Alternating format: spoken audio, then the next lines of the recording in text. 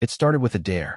15-year-old Lily Harper stood at the edge of the school auditorium stage, gripping the mic like a lifeline. She wasn't supposed to be here.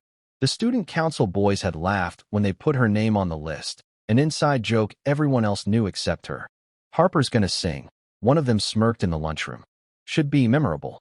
Lily wasn't dumb. She knew what they meant. She wore the same 3 outfits every week.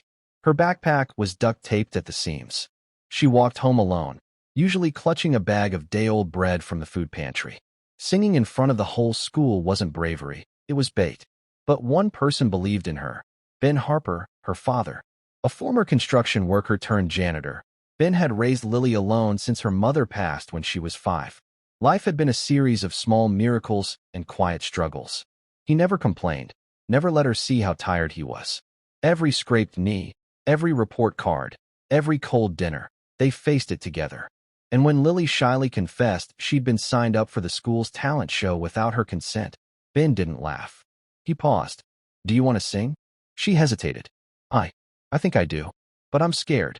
Then we'll practice, he said simply. Every night. Right here. Ben didn't know much about music, but he knew her favorite songs. He knew how to listen.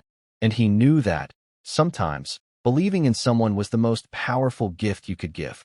So for the next 2 weeks, in their tiny apartment with peeling paint and secondhand furniture, Lily sang. They used an old karaoke machine from a thrift store.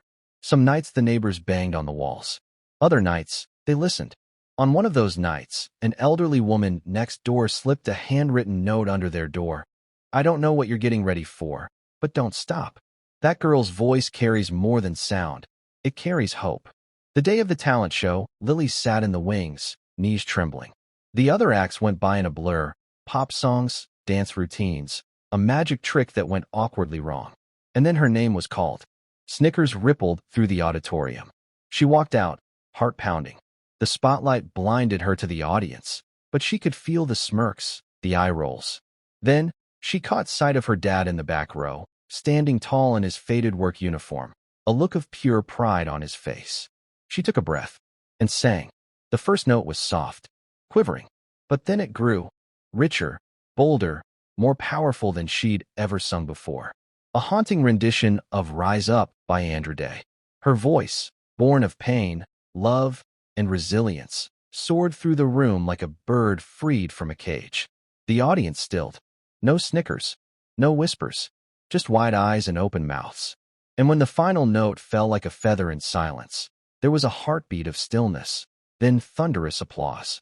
Not polite claps, not pity, a standing ovation. Teachers cried. Students who had never spoken to her looked on in disbelief.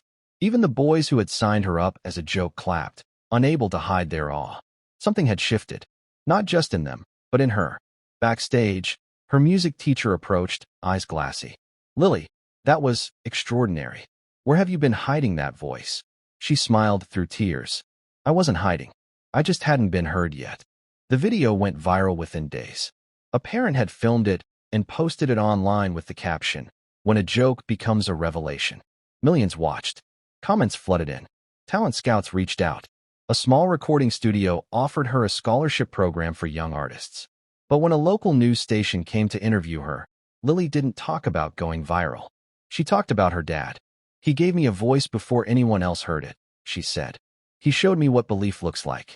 Ben Harper, who'd stayed off camera, was finally pulled into frame, red-faced and humble. I didn't do much, he said. But the world disagreed. Months later, Lily performed at a national youth showcase in Los Angeles. She wore a dress borrowed from a sponsor and shoes gifted by a stranger who had seen her story. Before the show, she called her dad. Nervous? He asked. A little, she said. But I hear you in my head, saying I've got this. You do, he replied. Because you've always had it.